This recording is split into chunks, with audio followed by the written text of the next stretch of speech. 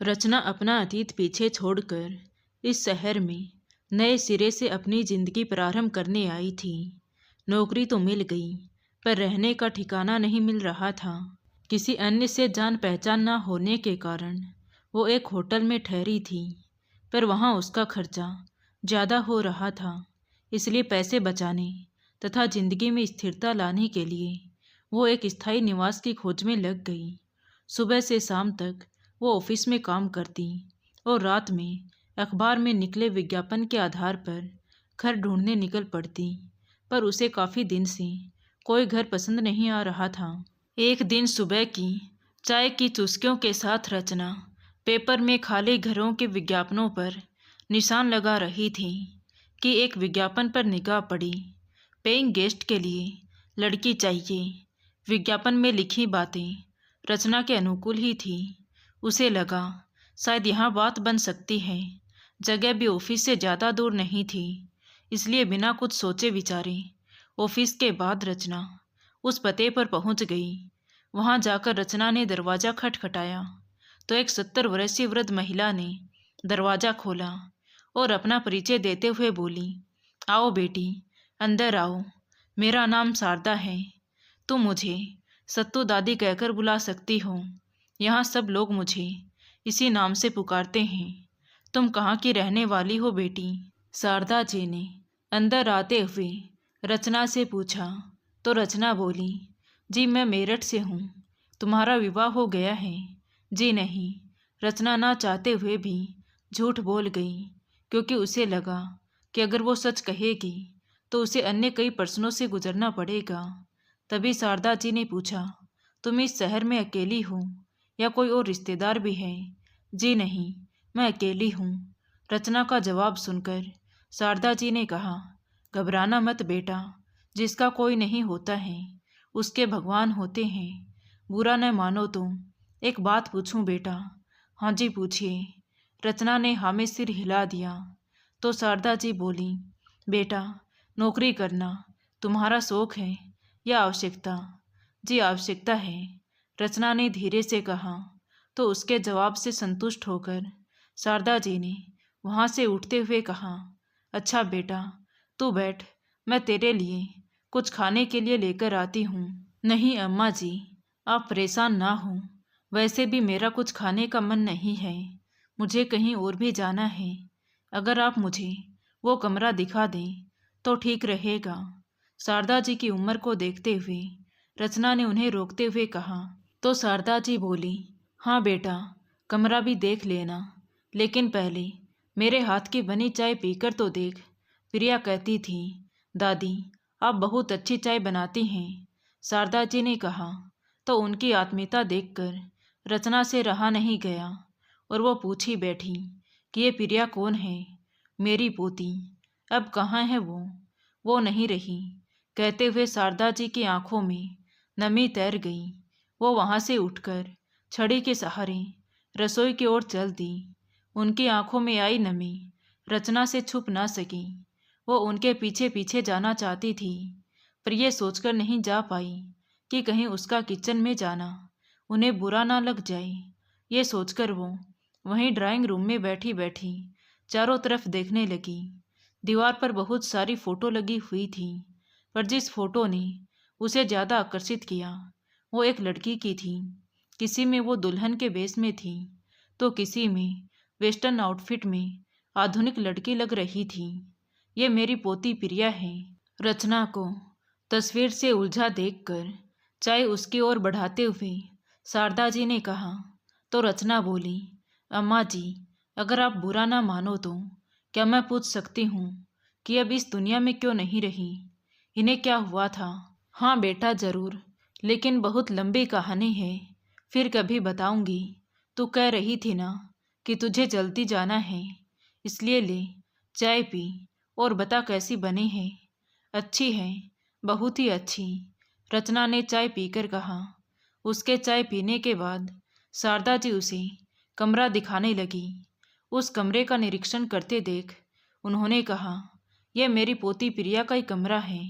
मैं इस कमरे को किसी को देना तो नहीं चाहती थी, पर अब इस बुढ़ापे में अकेले रहना बहुत मुश्किल है। इसीलिए मैं ये कमरा प्रिया जैसी ही किसी लड़की को देना चाहती थी और इसीलिए विज्ञापन में यही छपवाया था। वैसे भी मुझे किराएदार से ज़्यादा अच्छा साथी चाहिए, इसलिए मैंने तुमसे इतनी पूछताछ की थी, जबकि मैं जानती हूँ तुम्हारी उम्र के बच्चों को ज़्यादा पूछताछ पसंद नहीं है। आशा है बेटा बुरा नहीं मानोगी। कहते हुए शारदा जी भावुक हो गई तो रचना बोली, अरे नहीं अम्मा, इसमें बुरा मानने वाली क्या बात है। ये सब पूछना आपका हक है।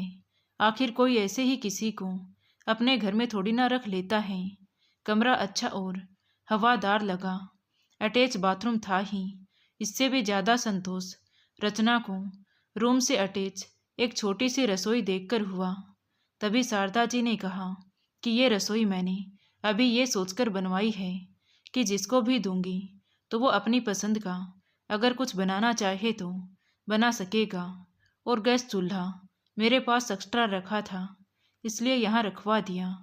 कमरा पसंद न आने का कोई कारण ही नहीं था। किराया भी ज़्यादा नहीं था और पैसे भी एडवांस नहीं मांग रही थी। सबसे बड़ी बात ये थी कि उनके ममत्व भरे व्यवहार ने रचना का मन मोह लिया था और वो दूसरे दिन ही सामान शिफ्ट करने की बात कहकर वहाँ से चली गई। तो शारदा जी भी खुश हो गई कि चलो 2 घड़ी उसके साथ बोलने के लिए भी कोई तो आया। अगले दिन रचना ने अपना सामान शिफ्ट कर लिया। वो अपना सामान कमरे में लगा ही रही थी कि तभी शारदा जी चाय के साथ नाश्ता लेकर आ गई और रात के खाने का भी न्योता दे दिया। एक अनजान शहर में किसी का कंधा मिलना रचना को बहुत ही अच्छा लग रहा था। दूसरे दिन इतवार था तो रचना अपने हफ्ते भर के कपड़े धो रही थी।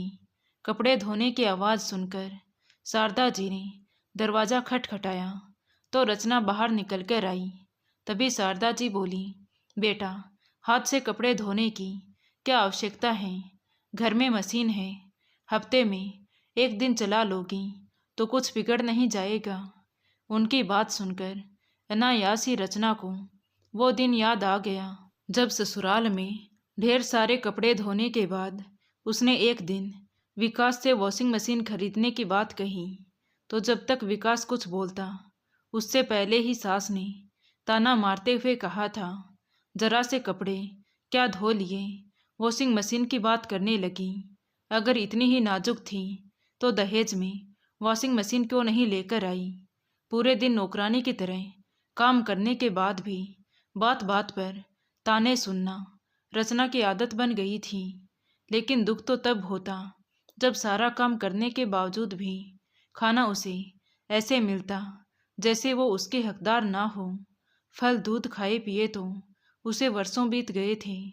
जब वो गर्भवती हुई तब उसके प्रति सासू माँ के व्यवहार में ज़रूर थोड़ा परिवर्तन आया था, लेकिन इंधिया तो तब हुई जब उसने बेटी को जन्म दिया। वो दर्द से तड़प रही थी, लेकिन सांत्वना के 2 शब्द कहने के बजाय सास ने चिल्लाकर कहा, ज़्यादा मुंह मत फाड़, कोई बेटा नहीं जन्मा है तूने जो कोई तेरे नाच नखरे उठाए। जिसे सुनकर रचना की चीख मुंह में ही दबकर रह गई। आंखों में आंसू निकल पड़े। विकास भी अपनी माँ की तरह था। माँ के मुंह से निकला हर वाक्य उसके लिए ब्रह्म वाक्य था। बेटी दूध के लिए रोती रहती और सास उसे काम में उलझाकर रखती। कोई औरत इतनी संवेदनहीन भी हो सकती है, वो सोच भी नहीं सकती थी। बहू तो बहू, अपनी पोती से भी उन्हें प्यार नहीं था। एक बार विकास कहीं दूर गए थे। इसी बीच उसकी बेटी आकांक्षा को ज्वर हो गया। वो बुखार से तड़पती रही और सास उसका घरेलू इलाज करवाती रही। बच्ची को दर्द से तड़पता देखकर करुण स्वर में उसने न जाने कितनी बार कहा कि माँ जी इसे डॉक्टर को दिखा लेते हैं, पर वो नहीं मानी और इलाज के अभाव में एक रात वो मासूम चल बसी। अगले दिन विकास घर पर आया तो सास ने बेटी की ठीक से देखभाल न करने का आरोप उस पर लगा दिया। तो विकास ने भी बिना उसकी सुने उसे 2-4 तमाचे जड़कर कमरे से बाहर निकाल दिया। बेटी का गम और विकास के थप्पड़ ने रचना के वजूद को हिलाकर रख दिया था। उसने उसी वक्त घर छोड़ दिया। वैसे भी उस जगह रहने से क्या फ़ायदा जहाँ उसका मान सम्मान ना हो। स्त्री को पत्नी नहीं दासी समझा जाए। उसे पता था कि उसके इस कदम से उसे बदचलन सिद्ध कर दिया जाएगा, पर वो भी क्या करती। सहने की भी एक सीमा होती है। जब हद पार हो जाती है तो अच्छा बुरा सोचने समझने की शक्ति ही समाप्त हो जाती है। पर उसने निश्चय कर लिया था कि वो ऐसे रिश्तों से मुक्ति पाकर स्वयं के लिए एक नया रास्ता तलाश करेगी। वो अपने घर भी नहीं जाना चाहती थी, क्योंकि उसे पता था कि उसके माता पिता अपने सम्मान की दुहाई देते हुए उसे परिस्थितियों से समझौता करने के लिए कहेंगे। वहाँ रहकर भी उसे चैन नहीं मिलेगा। ये सोचकर रचना अपनी दोस्त सविता के घर जाने का निश्चय कर लिया। सविता उसकी ऐसी दोस्त थी जो हर सुख दुख में उसका साथ देती थी। वो सविता के घर रहकर ही नौकरी की तलाश करने लगी। रचना के माता पिता को जब पता चला तो उन्होंने रचना के पास जाकर खूब खरी खोटी सुनाई, पर वो अपने निर्णय पर अडिग रही। उसका दृढ़ निश्चय देखकर उसके माता पिता उसे कभी अपना मुंह न दिखाने का निर्णय सुनाकर चले गए। अपने माँ बाप की बात सुनकर रचना का दिल तार तार हो गया था। क्या व्यक्ति की नाक इतनी ऊंची होती है कि मुसीबत के क्षणों में भी वो अपनी कोख से जन्मे बच्चे से भी संबंध तो तोड़ सकता है, पर उसके मनोबल को टूटने से बचाते हुए उसको सहारा नहीं दे सकता।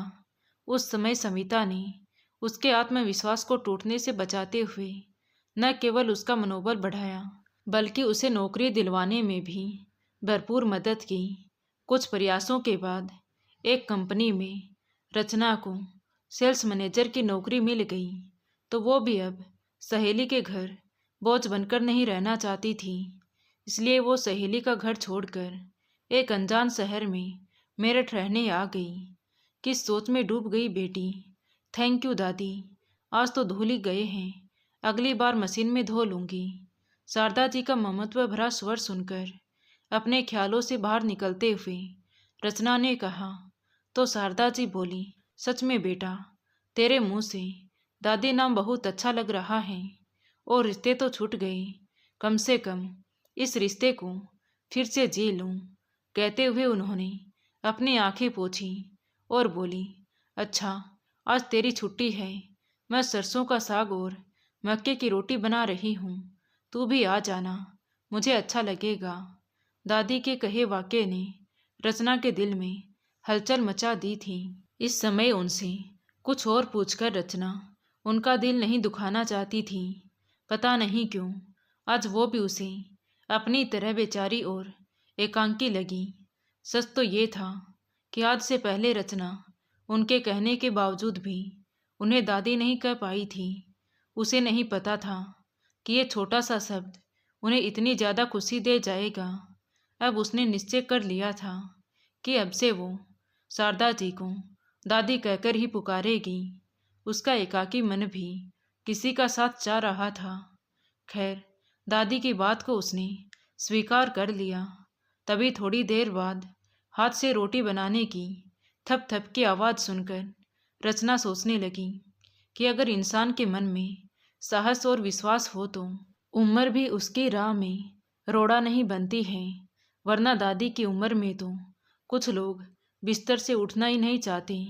ये सोचते हुए रचना शारदा जी के पास आ गई और बोली, लाइए दादी, अब मैं बना देती हूँ। नहीं बेटा, तेरे हाथ की रोटी फिर किसी दिन खा लूँगी। आज मेरे हाथ की मक्के की रोटी खाकर देख, बस बन ही गई है। तू खा, मेरा इंतज़ार मत करना। मक्के की रोटी गरम गरम ही अच्छी लगती हैं। मैं स्वयं के लिए बनाकर तेरा साथ देने आ जाऊंगी। रोटी पर घी लगाकर शारदा जी ने रचना की प्लेट में रखते हुए कहा, तो रचना हंसते हुए वहीं उनके पास बैठकर खाने लगी।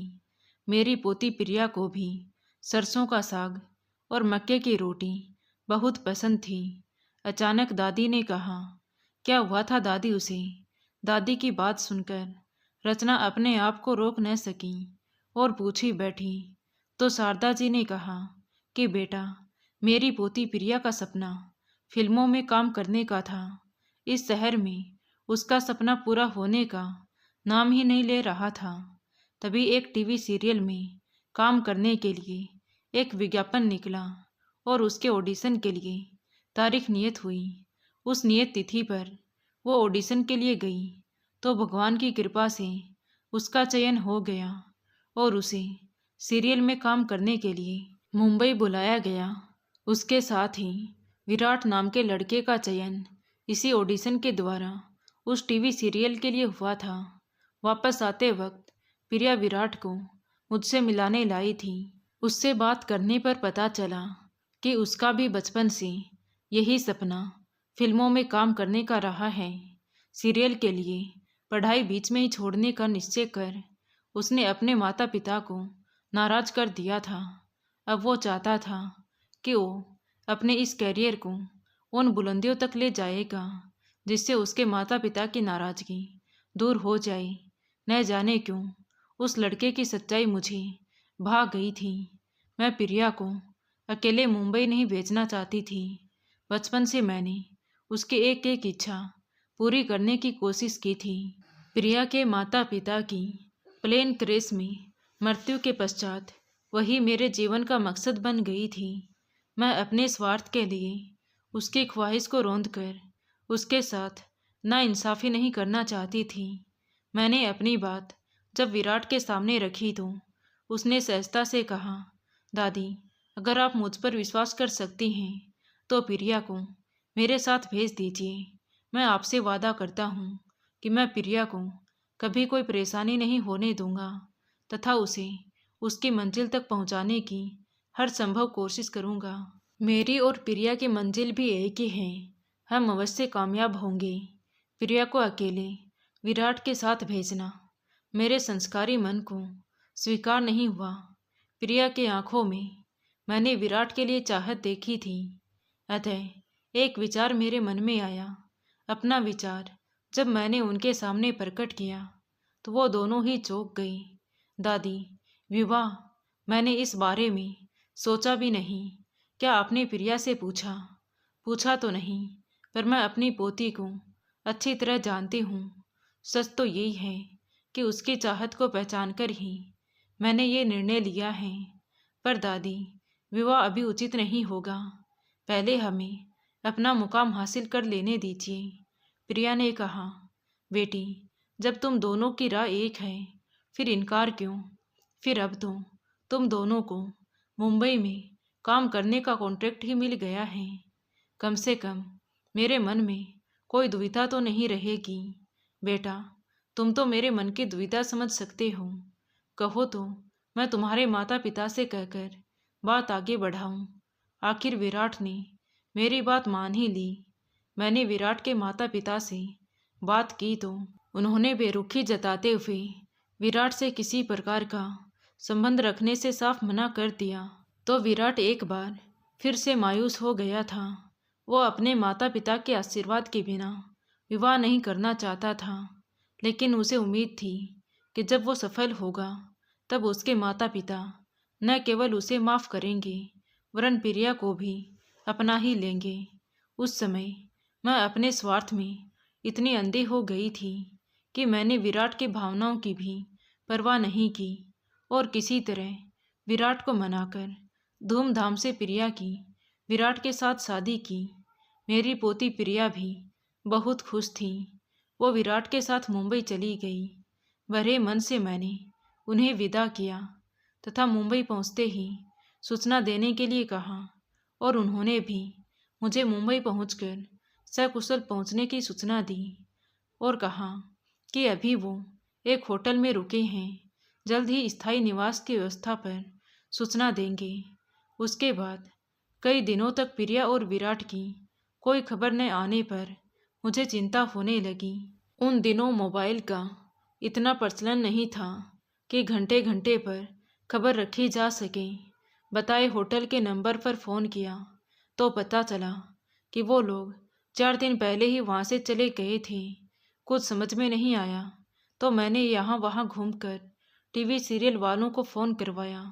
उन्होंने बेरुखी से कहा कि मुंबई पहुंचकर उन्होंने हमसे संपर्क तो किया था।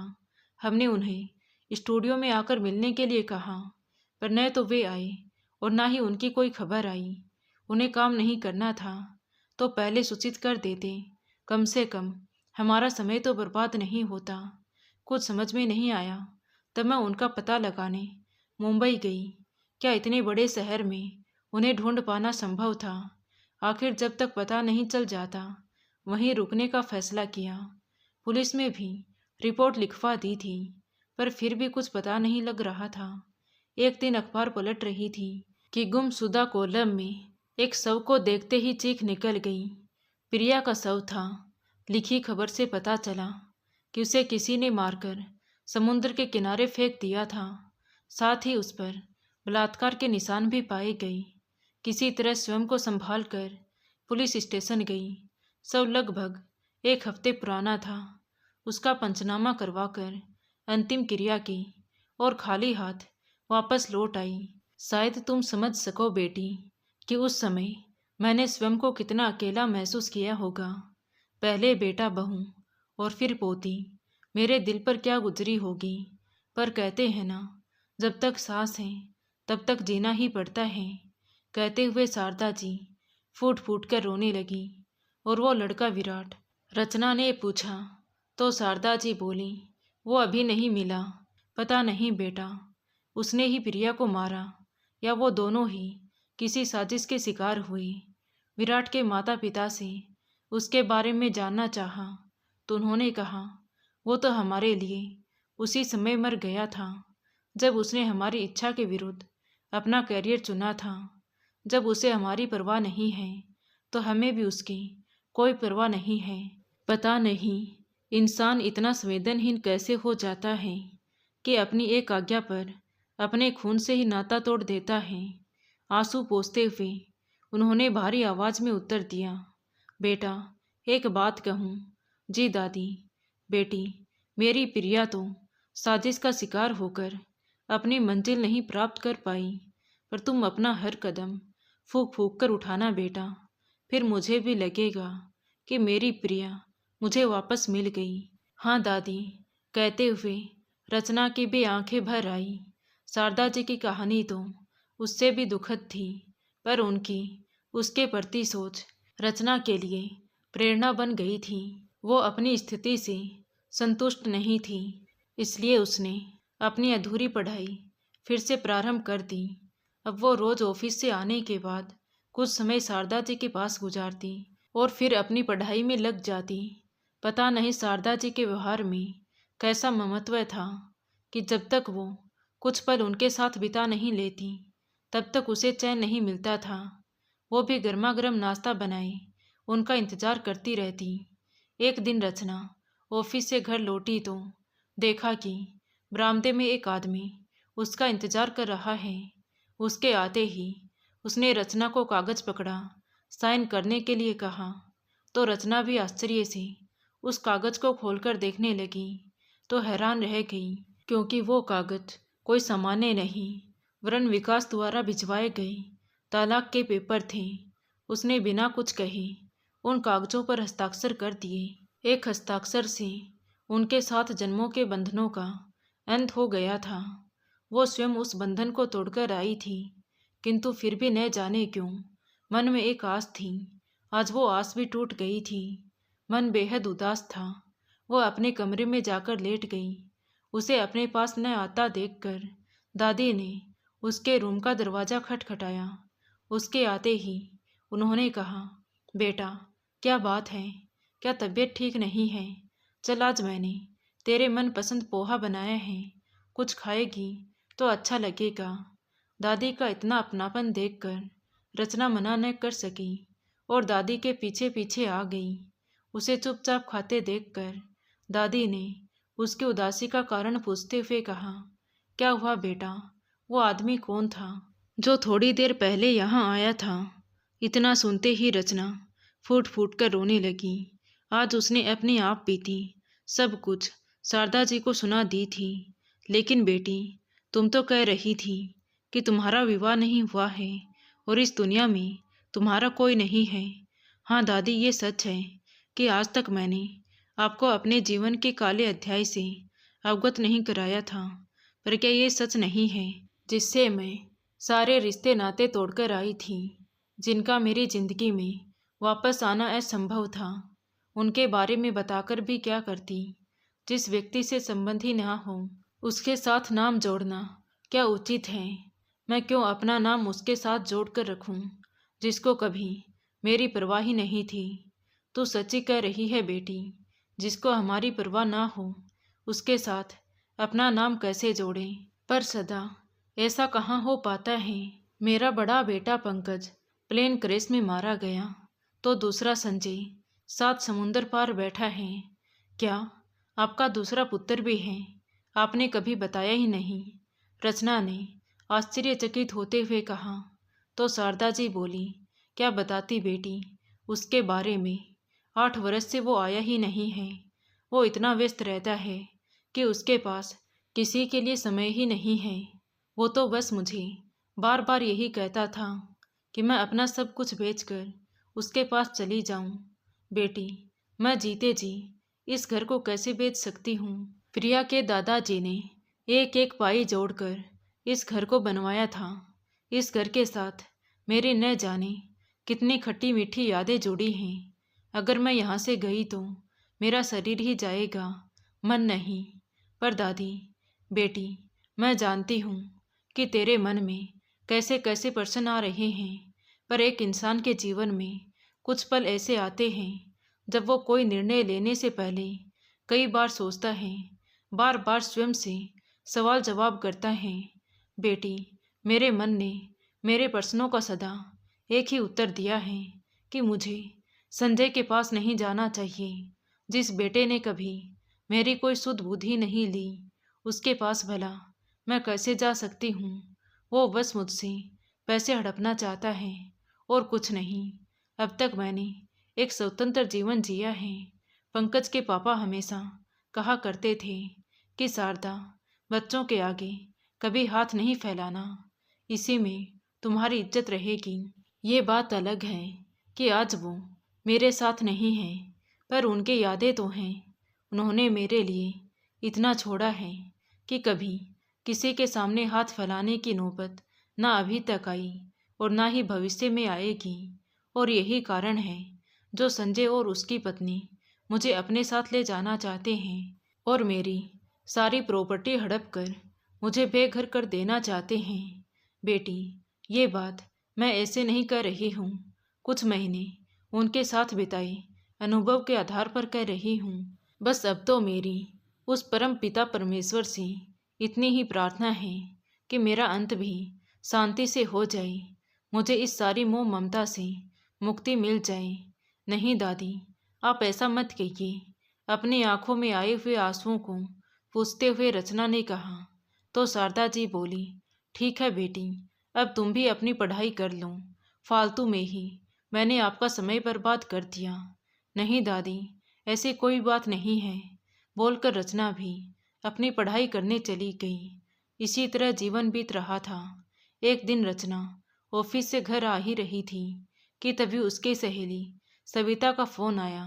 रचना, तेरा रिजल्ट आ गया है, जल्दी से देख, तू गवर्नमेंट टीचर बन गई है। क्या कि तू क्या बोल रही है? रचना ने भी खुशी जाहिर करते हुए कहा और तुरंत फ़ोन काट कर अपना रिजल्ट देखने लगी तो उसकी खुशी का कोई ठिकाना ही ना रहा। सबसे पहले वो अपनी ये खुशखबरी दादी को सुनाना चाहती थी। वो जल्दी से घर आई और दरवाज़ा खटखटाया। कोई आवाज़ न मिलने पर डुप्लीकेट चाबी से उसने दरवाज़ा खोला तो देखा कि दादी जमीन पर पड़ी तेजी तेजी से सांस ले रही है। रचना उन्हें देखकर सकते में आ गई। समझ नहीं आ रहा था कि क्या करे, किसे बुलाए। अपनी पढ़ाई और ऑफिस से आने के बाद दादी के पास तक ही सीमित रहने के कारण उसने कभी ये जानने का प्रयत्न ही नहीं किया कि अगल बगल में कौन रहता है। यद्यपि उसने दादी जी के पास कुछ लोगों को आते जाते देखा था, पर उसने ना तो उनसे कभी पूछा और ना ही दादी ने उन्हें कभी बताया। एक बार सोचा कि मदद के लिए किसी पड़ोसी का दरवाज़ा खटखटा दूं, पर उनकी हालत देखकर उन्हें अकेले छोड़ने का भी मन नहीं कर रहा था। समझ नहीं पा रही थी कि वो क्या करे। उसे इस शहर के बारे में ज़्यादा कुछ पता नहीं था।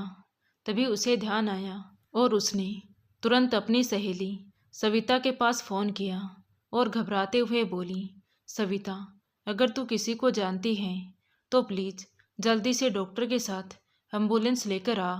कहते हुए उसने दादी की तबीयत के बारे में बताया तो उसने कहा, ठीक है, तुम चिंता ना करो, मैं अभी डॉक्टर को लेकर आती हूँ।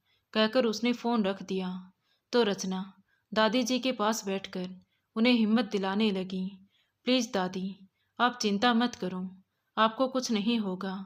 मेरी सहेली सविता डॉक्टर को लेकर बस आती ही होगी। तभी एम्बुलेंस की आवाज़ आई। जैसे तैसे करके रचना उन्हें अस्पताल ले गई। अस्पताल पहुंचने के बाद दादी को एडमिट कराकर रचना ने उनके मोबाइल से उनके बेटे संजय का नंबर ढूंढ उसे फ़ोन कर दिया। एम्बुलेंस की आवाज़ सुनकर अड़ोसी पड़ोसियों को भी पता चल ही गया था। वो सब भी अस्पताल में उन्हें देखने और उनकी मदद करने के लिए आए। पर उनके बेटे संजय के पहुंचने से पहले ही डॉक्टरों की भरपूर कोशिशों के बावजूद भी दादी जिंदगी की जंग हार गई। उनकी मृत्यु के बाद हर जुबान से उनकी प्रशंसा सुनकर रचना को लग रहा था जैसे वो पूरे मोहल्ले की जान थी। किसी की आंटी तो किसी की दादी। रचना ने पड़ोसियों के साथ मिलकर उनके अंतिम संस्कार की तैयारी प्रारंभ कर दी। संजय के आते ही उनका अंतिम संस्कार कर दिया। आज रचना एक बार फिर से अकेली बेघर हो गई थी। दुख था तो केवल इतना कि वो दादी के साथ अपनी खुशी शेयर नहीं कर पाई। दुख तो इस बात का भी था कि संजय को अपनी माँ के जाने का दुख होने की बजाय उनकी सारी प्रॉपर्टी बेचने की पड़ी थी। घर का विज्ञापन देते ही रोज नए नए लोग घर को देखने के लिए आते। आखिर संजय को उसकी मनचाही रकम मिल ही गई थी। संजय को इस तरह जल्दी जल्दी सारे काम निपटाते देख रचना के मन में बार बार यही आ रहा था कि मरने वालों का अपने बच्चों पर इतना भी हक नहीं है कि ज़्यादा नहीं तो 10-12 दिन ही उसके बच्चे उसके याद में सुबह शाम दीपक जलाएं। सच में शारदा दादी की सांसों के टूटते ही उनके वर्षों से सजाए धरोहर भी दूसरे की हो गई थी। दादी के बिना रचना का भी इस घर में रहने का बिल्कुल मन नहीं था। किंतु 15 दिन वो कहाँ रहती। समय देखकर संजय से पूना में अपनी जॉब के बारे में बताते हुए 15 दिन और रहने की इजाज़त मांगी। 15 दिन बाद जब रचना इस घर को छोड़कर जाने लगी तो अनायास ही उसकी आंखों से आंसू निकलने लगे। न जाने क्यों कुछ ही दिनों में रचना को शारदा जी से इतना मोह हो गया था कि ये घर उसे अपना ही घर लगने लगा था। सच तो यही था कि इतना दुख तो उसे अपनी माँ का घर छोड़ने पर भी नहीं हुआ था।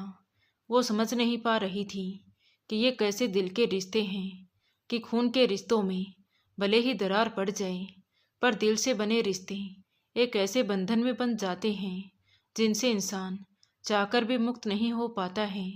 शारदा दादी ही थी जिन्होंने उसे विषम परिस्थितियों से लड़ने के साथ सदा जीवन में आगे बढ़ते रहने के लिए प्रेरित किया था। आज दुखी मन के बावजूद भी रचना को खुशी इस बात की थी कि दादी की अंतिम इच्छा पूरी हो गई। जिस शांति और सम्मान से उन्होंने जीवन काटा था उसी शांति और सम्मान से वो बिना किसी को तकलीफ दिए इस दुनिया से विदा हो गई। उन्हें मुक्ति मिल गई। ये सब सोचते हुए रचना उनके यादों को मन में समेटे अपने नए सफ़र की ओर चल दी। तो दोस्तों, आपको ये कहानी कैसी लगी कमेंट करके ज़रूर बताएं। कहानी अच्छी लगी हो तो प्लीज़ वीडियो को लाइक करें, शेयर करें और हमारे चैनल कहानी विद देवांशी को सब्सक्राइब ज़रूर करें। Thank you.